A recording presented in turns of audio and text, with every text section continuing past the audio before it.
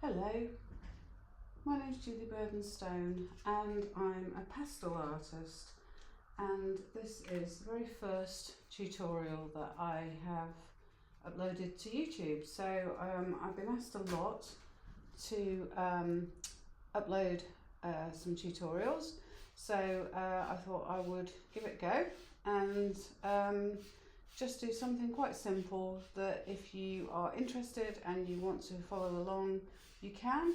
And I'm probably going to talk quite a lot in the background. A lot of it might not make a lot of sense, but just some of my thoughts as I progress through the tutorial. So hope you enjoy it. So I've just gone over all of the lines which I've just scoped out on this pastel mat with a putty eraser.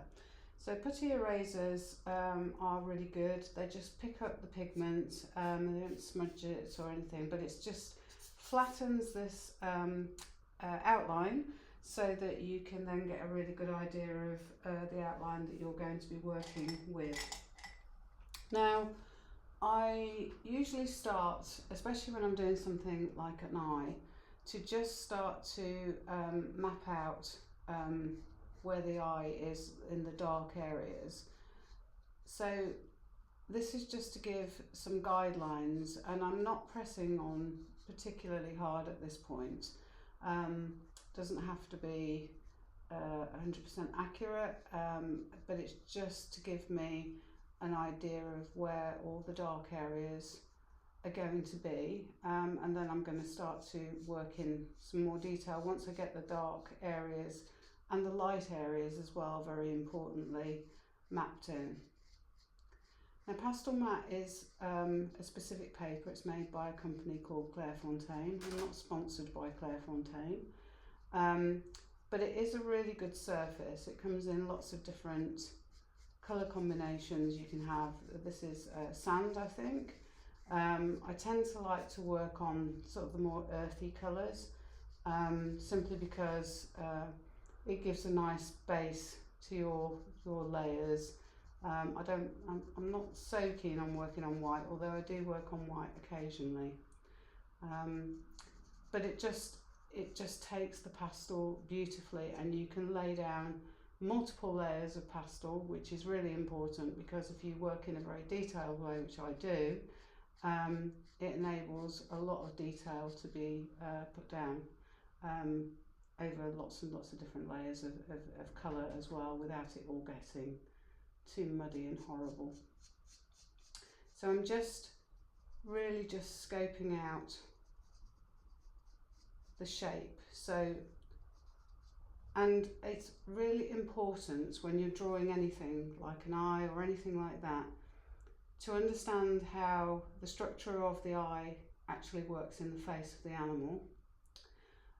It's also important not to focus just too much on telling yourself you're drawing, labelling things as you're drawing it. So I tend not to think to myself, I'm drawing an eye, although obviously I know I am. But I think if you have your brain has a way of trying to put things in place because it's trying to make sense of it, and sometimes when you don't have a lot of detail or you're just working to tone, you really need to just be focusing on the tones and the shadows rather than the details, because highly detailed work isn't just about lots and lots of detail. It's actually about getting the tones correct to give that believability to your work. Now at this stage I would start to add in a little bit of the colour.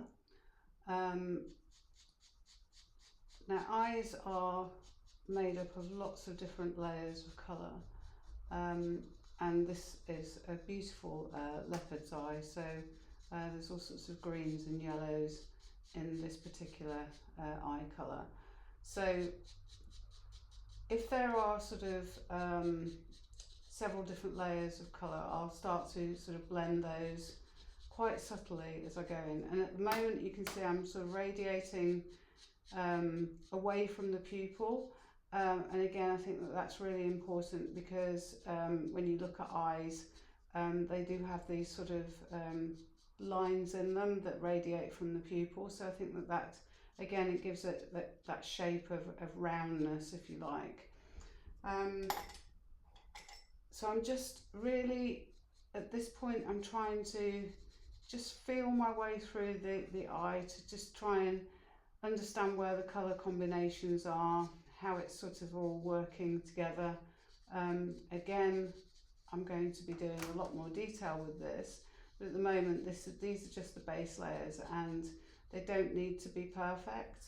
And if I need to change anything, I still can, because I'm not pressing hard, I'm not pushing pigment into the paper at this stage.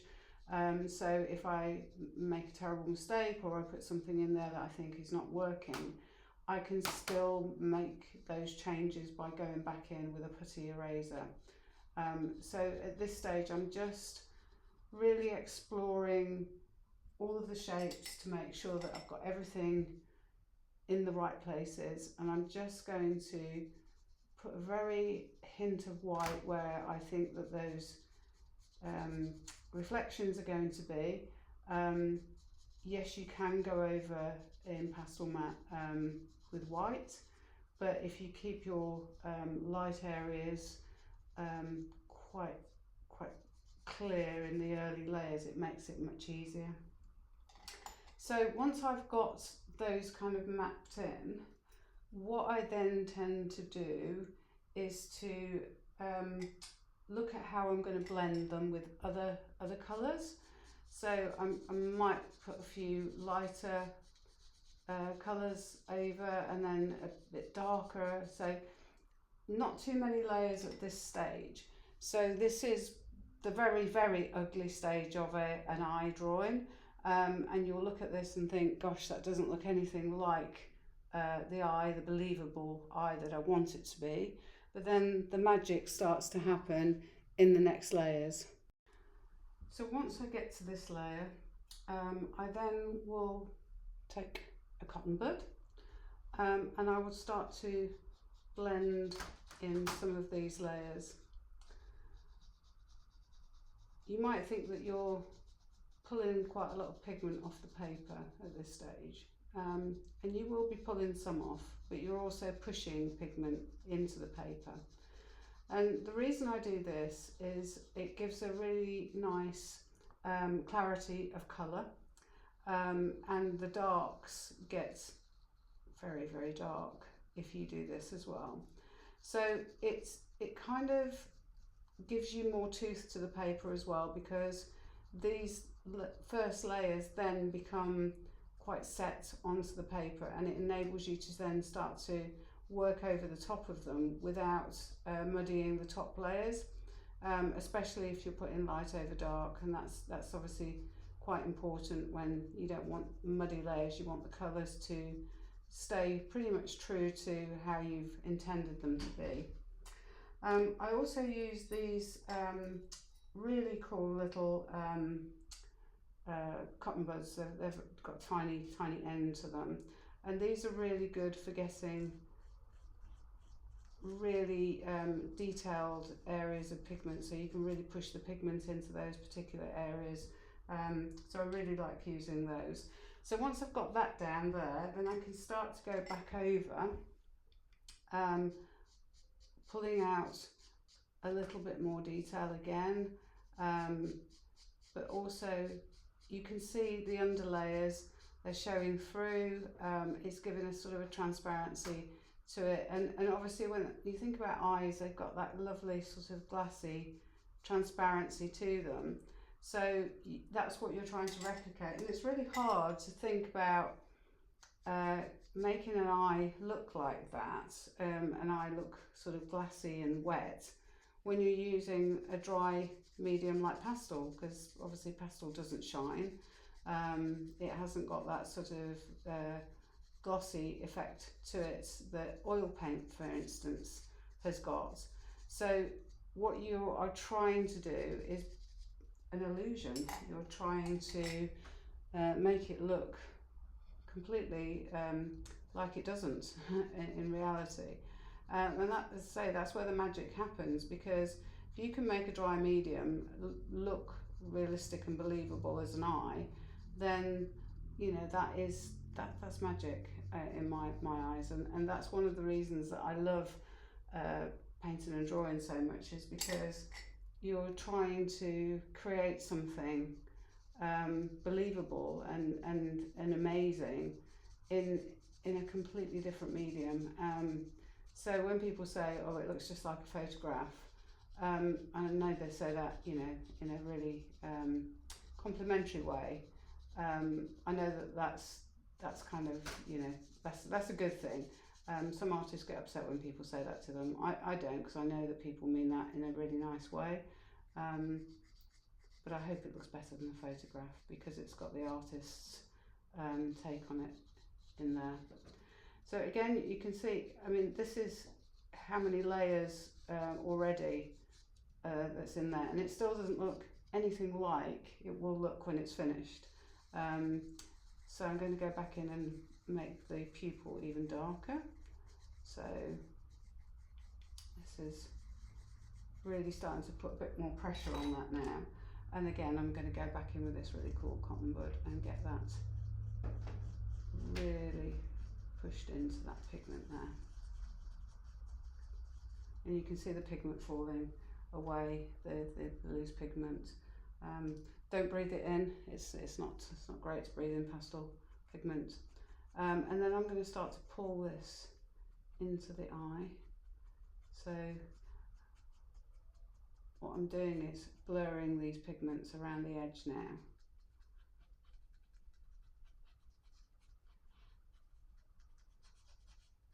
So you don't want, straight edges of the green and the yellow. You want the two to cross over, because that's how it would happen in an eye. This is a circular a ball, if you like, that's set into a face. So I'm trying to give that circular feel to it as it kind of goes into the eye socket. So now I'm going to try and refine the shape of the eye. So I'm just going to refine it a little bit around the edges here. Sometimes it's a push and pull of what you're doing to make sure that you're going in the right direction, and sometimes you will change your mind as you go along, and that you'll look at it and you'll think that doesn't look quite right. So I think it's always good to keep looking at the reference photo, and also, does it look believable? Are you getting the right effect that you're looking for? So I think it's always really important to not just be so engrossed in the doing of it that you forget to look at what you're trying to achieve. So I always try and sort of look at how the eye sits in the face. I think that's always really important, and the fur around it, because eyes don't live in isolation, they live in a face, and so you don't want to look as if it's sort of like a kind of a teddy bear button stuck on to the side of an animal. It's got to look like it's alive, and that there's life in it. So I'm always really really focused on what the animal would look like, and how that eye is starting to sit in the face. So I think it's just really super important to always be mindful of how eyes actually do sit, and they sit differently with lots of different animals. So the positioning of the eye depends on what the animal's primary purpose is. So if you've got predator like a leopard or something like that, the eyes are always set in the front, more frontal facing. Prey animals tend to have their eyes more side facing, because they're looking for danger, they don't want to get eaten. So frontal facing eyes are always more laser focused, I think, because they're looking for their next meal. So that's why you kind of get that intensity with big predator eyes, and that's probably why they look so amazing when they're done properly. So again, I'm just laying down the darker shades around the outside of the eye now, and that getting those fleshy parts of the eye blocked in. And my little trusty cotton bud again to get some of these sharper areas really pressed into the paper. And I think what this does as well is, you know, there are no sharp edges in nature. So even when you've got an area where it is a sharp edge, by doing this you kind of just take that intensity away from it, which I think is really important. So I've just got my little blower here to blow very gently and blowing downwards. I don't want to be breathing in that pigment, so just be very aware of that. Pastel can be quite dusty, so I know some people don't like, you know, the dustiness of pastel. So you know, you can get filters, I believe, that can help with that. So I've got this yellow again, and I'm just bringing that yellow into that pigment again. So you can see now that the layers are starting to get more and more refined and more detailed now. Still a way to go, nowhere near to fruition, and we're still in that ugly stage. And a lot of people get to this point and they start to panic and start thinking it's never going to look how I want it to look, and I'm never going to be able to do it. Just keep going. Beauty of pastel is that you can keep working, especially on pastel mat, because you've got, as long as you haven't been too heavy-handed in your first layers, then you can keep going and you can keep adding layers and you can keep pushing and pulling. And if it gets to the point where you've muddied the paper a little bit too much, there are ways that you can get around that. I mean, not totally, but there are ways that you can salvage things. So one of the things that I would use would be a putty eraser. Putty erasers are great for pulling the pigment out of the paper if you really, you know, need to pull the pigment out. You can also use this blue masking tape. If you go and stick the masking tape very lightly over the top of your pigment, it will pull it away, and then it will give you a bit more workable surface. You could use a brush, but brushes obviously make a lot of dust, so you've got to be really careful with that. But there's always ways to salvage what you're doing, and in the worst case scenario is you can always start again and you'll have learned an awful lot from your first attempt. And that's the thing with any art, and I don't care how great any artist is, there will be huge amounts of learning that's gone on in the years, and there will be huge amounts of failed drawings, or drawings that just didn't work out, or drawings that they weren't happy with, or, you know, that's how we learn. If you expect every single drawing that you do to be an instant masterpiece, then you'll never get there, because you've got to learn, and everyone has to learn somewhere. So don't be afraid to try and just give it a go and enjoy it. Don't be, I think we beat ourselves up so much about it's got to be perfect, or you know, we've got to be successful on the first attempt, but nobody is successful at anything on their first attempt, unless it's by fluke. So keep going, keep practicing, but most of all enjoy it, because art is an absolute gift to be able to do art and to enjoy it. I don't think there's anything better than when you're in the flow of enjoying painting. So you can start to see, even now that the white is starting to really come forward, almost looking a bit sort of like a reflection. Again, still in that ugly stage, still far too many blocks of colour, so more refinement now on the next layers, but it's starting to look more eye-like, but it's still in that ugly stage. So now I'm going to just do these fleshy bits, the side of the eye. So again, I'm starting in the same way that I started with the eye, so I'm not putting in huge amounts of pigment to start with, just scoping out where everything goes, and just giving me a little bit more structure to the whole of the eye.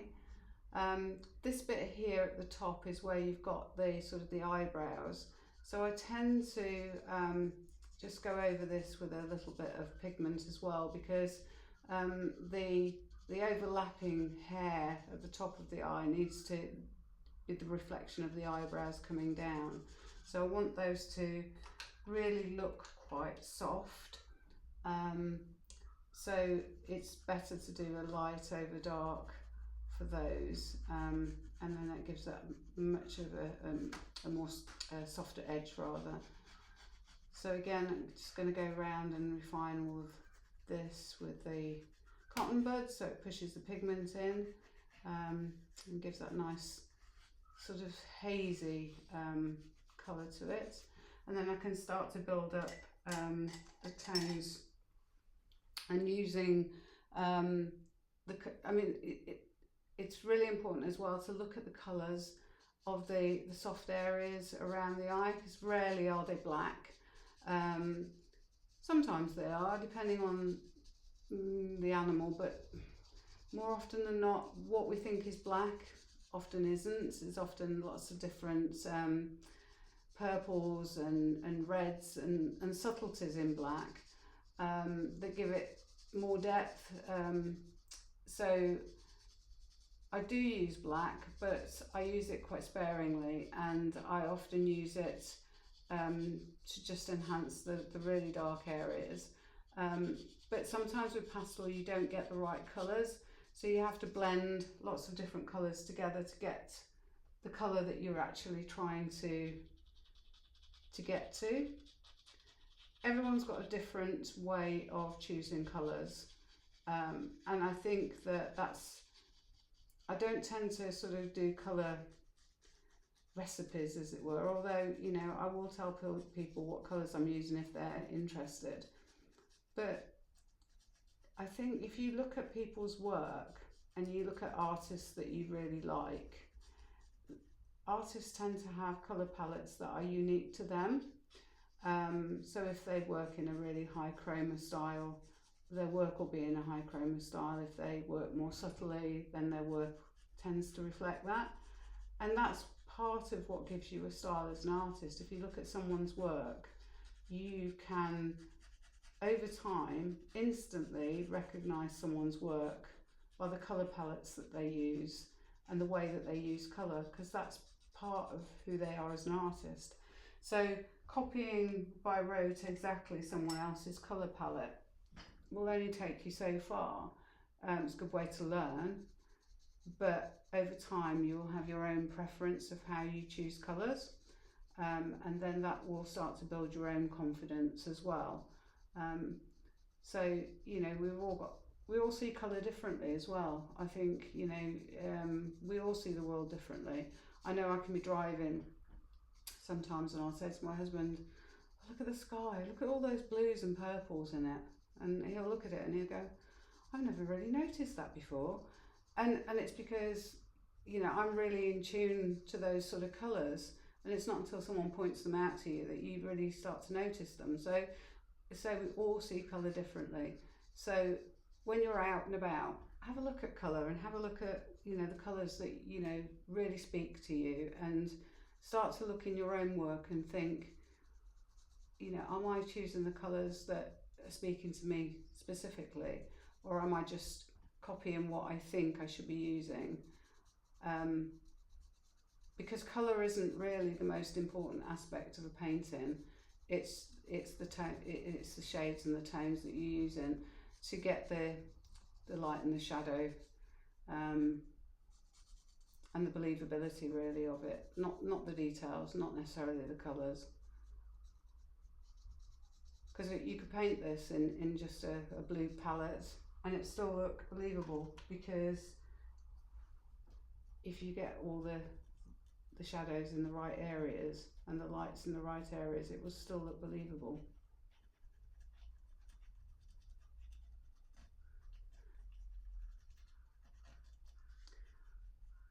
So we're starting to get more of an eye coming to life.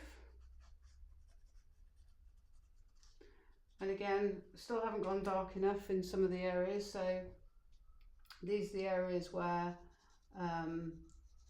you've got the hair coming over the top of the eye. So I'm just going to start to blur these edges here, because these bits here are actually the shadows of the fur, and that's what's happening over here.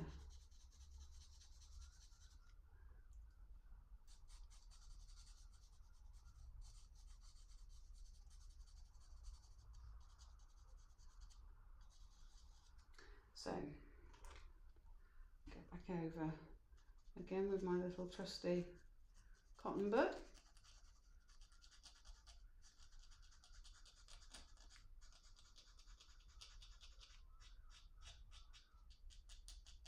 So I haven't done anything with the highlight yet, because I want to get the eye in the right, with all the right details and things before I start to put the highlights in.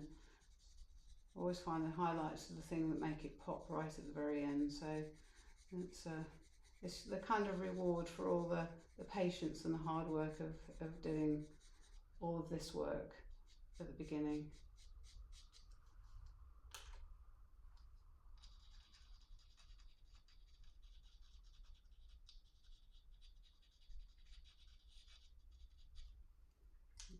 So I'm just going to blow a little bit of pigment off there, like that. So I'm now going to start refining this eye. So I'm going to go over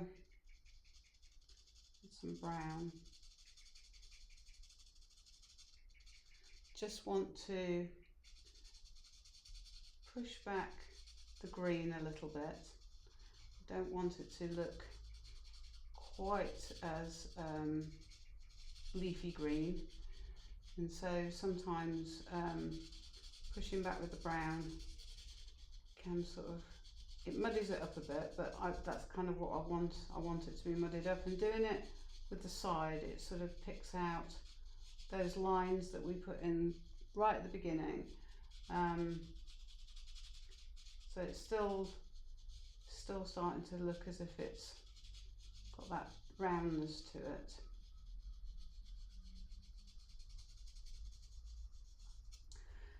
Okay, now this is where the patience really starts to take hold, because this is the detailed layer, and this is the part that I love the most, and I could quite cheerfully work on a picture like this for very many hours, and sometimes I have to stop myself from overdoing it, but this is where I get the most enjoyment from my work, I suppose, is in the fiddling around with the details and making it as absolutely as believable as possible. But you only get to this point if you've put the work in right at the beginning to build the structure and to get the eye in a good place. If you haven't got the eye in a good place fairly early on, then you end up having to fight with it to pull it back to get that sort of level of realism again. So Also very often people tend to be a bit scared to go dark, and so they end up doing their work a little bit too light, and then it doesn't look quite as believable. So very often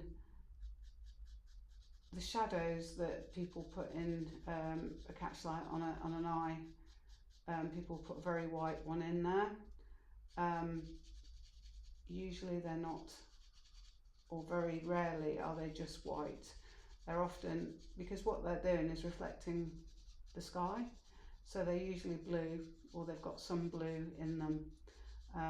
So the more sort of blue or grey you make them with a little bit of white in them, makes them much more believable. So I do tend to use a pale blue just to go over the white at this stage, because I don't want it to look too white.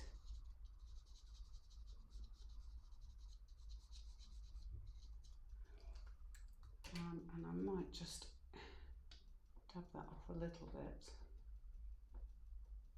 Putty eraser, just to put a bit more pigment in there.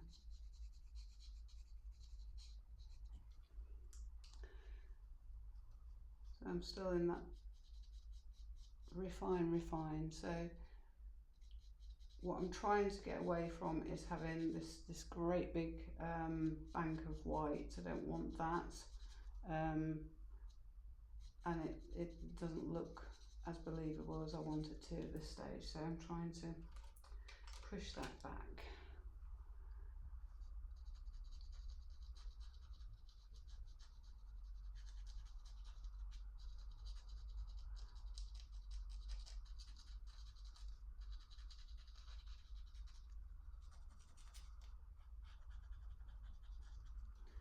I'm never afraid to sort of do that push and pull. Sometimes I might go a little bit too dark and then push it back and make it a bit lighter. Again, with the pupil, yes, you want the roundness of the pupil, but also you don't want a big black blob in the middle. Again, this makes it more believable, is to have these tones radiating out.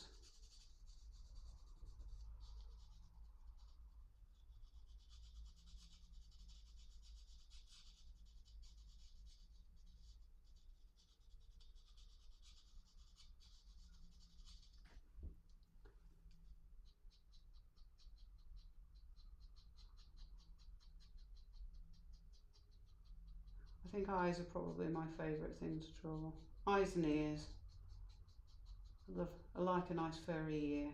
There's nothing, you know, lots and lots of detail and layers,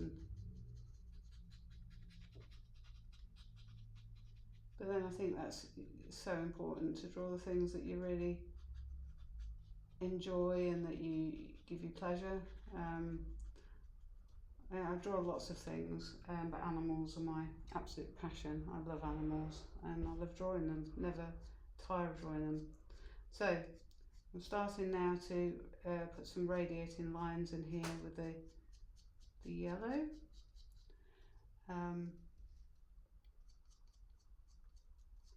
Leading that into that green again. And then the brown coming back over the top.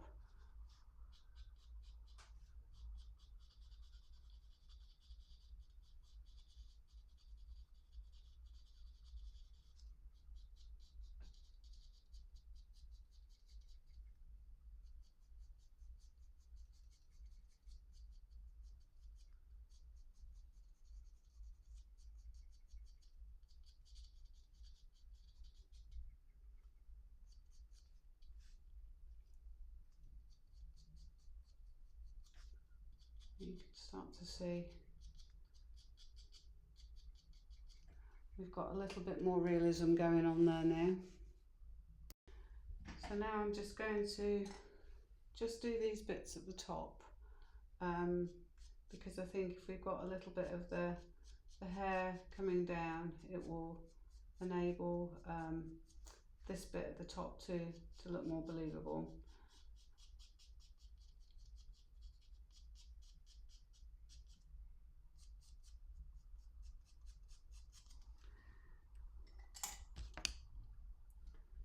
So I start to press on a little bit more now with this, because this is actually quite, it does need to be a lot darker up here.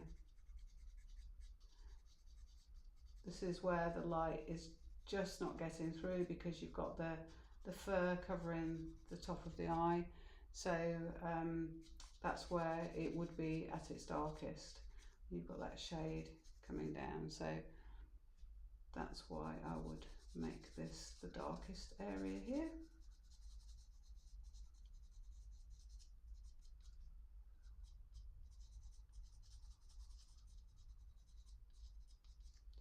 And I will push that pigment in, because I don't want to pick up on the light when I start to go over the top of that, because it will look a bit muddy if I do that.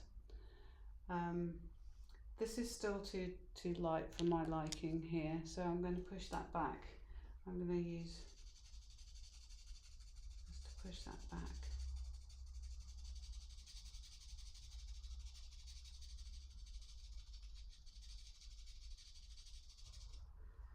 And then I'm just going to refine it a little bit.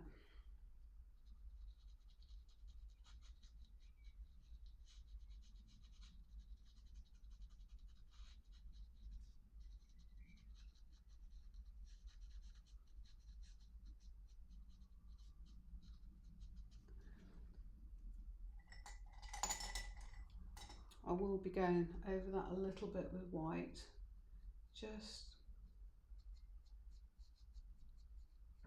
a tiny bit, just to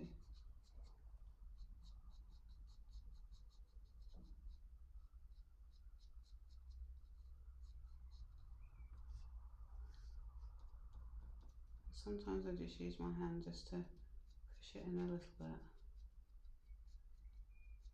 Flatten it down so I don't want that really grainy. I don't want a really sharp edge, because it's too good otherwise. And then I'm just going to darken that again.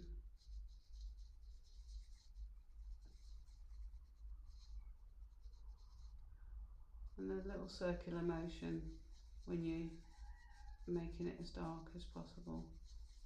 Just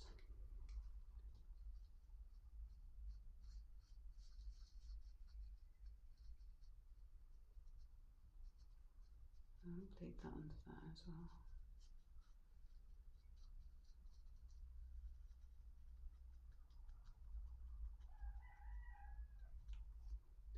Okay. And then again, a little bit more of this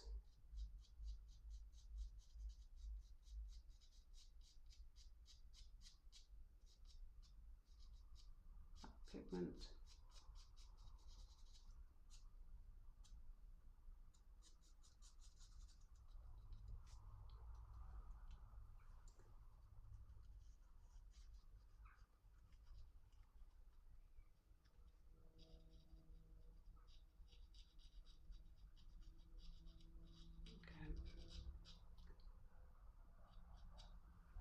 So I'm now going to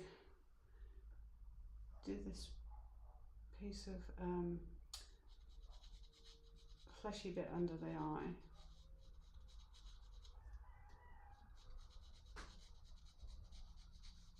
I'm sorry if you can hear chickens in the background. My neighbour's got chickens, and he's got rather a lot of cockerels at the moment, so whenever I start filming anything in the afternoon, they seem to do a chorus in the background, so I don't normally notice it until I start filming, and then I become really aware of it. but I don't mind them actually, they're quite nice. Nice noise, there are worse noises to have in the background.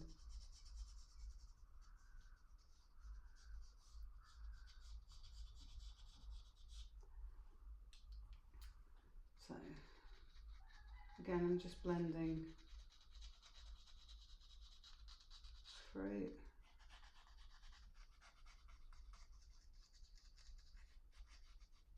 So I'm starting to get this nice shade around the eye here. Okay. So for the fur at the top of the eye, I would use really, really sharp pencils for this. So I would start by, and they'll probably break because they always do when I start to film with pencils this sharp. So just wait for the moment where they snap. There you go.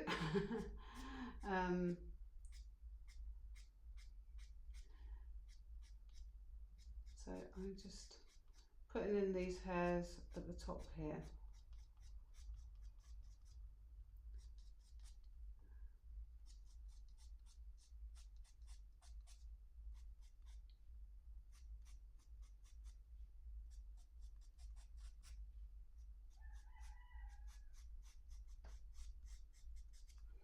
And then I would go over with these picking out some of these hairs here.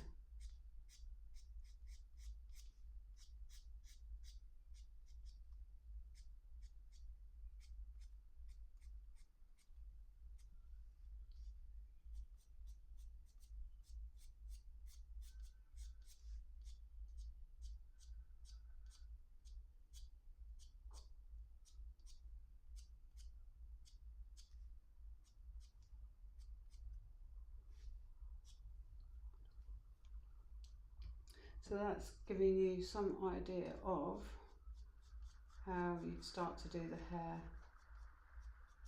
around the eye. So I'll just get rid of that pigment. So you then have to go and just put in the very final sort of areas in the eye that make it, the eyes, obviously eyes are wet, and they need to you know, look as if there's some moisture around them. So sometimes you've got areas that have got a little bit of glistening bits in them, if you like, and these are the things that make eyes look a bit more believable. Again, with the areas like this, you don't want to over egg it, so I would go and push these back once I've gone in and just put the detail in there to start with. So I'm just going in and putting these sort of areas in to start with, and then I shall go back over and just push them back with some darker pigment. Sometimes I just blend them as well, because you just want to make it look as if these are areas that glisten a little bit around the eye, but that they're not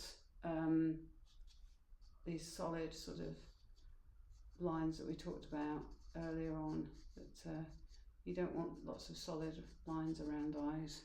It's not a good thing. So just probably just put a slight shadow in there as well. Just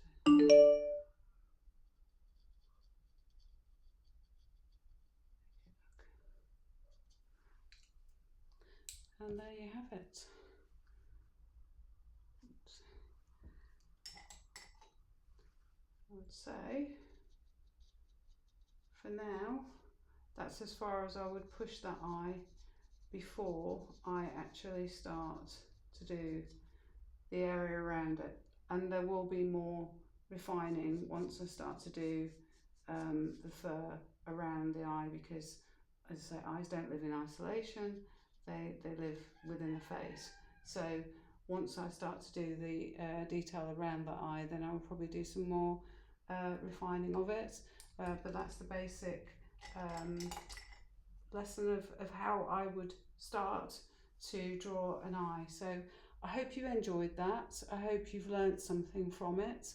If you want to see more of my work and more of my tutorials, then hit the subscribe button and let me know in the comments. Let me know what's good, what you'd like to see differently, and it's a learning curve for me as well. So hope you enjoy it, and if you have stuck with me to the end of this, thank you so much. Have a great day. Take care. Bye.